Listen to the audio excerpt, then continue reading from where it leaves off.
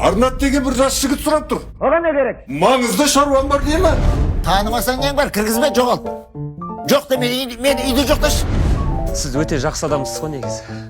Жүрегіңіз жұмсақ, ірі бизнесменсіз, қожалығыңыз бар үлкен. Менің айлығымды көтеріңізші. Қанша алым береді сонда? 3 миллион аға.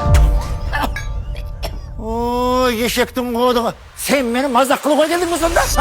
Егер де Сансызбай Дәуғараев маған рұқсатын берсе, Ой, жібермеймін, ойбай. мен оған 100 миллион теңге беремін.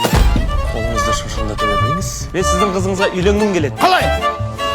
Мен Сансызбай Дәуғараев қызымды Арнат Өтепбергеновке үйленуге рұқсат етемін. Сондайды. Я? Айшар! Не болып қалды қыз қайда? Жаңағын аэропортқа кетіп қалды. Аэропортқа? Иә. Ассалаумалейкум, Шәрва. Сіздерге көк шай әкелдім. Көк шайыңды көзіме көрсетіп кетші берер. Чемоданды алам деп тұрсың ба сен, не аласың? Жансұлудың жігіті бар екен. Мен Арнатты алдадым. Оған сіз менің әкемсіз деп айттым. Не жаздым мен?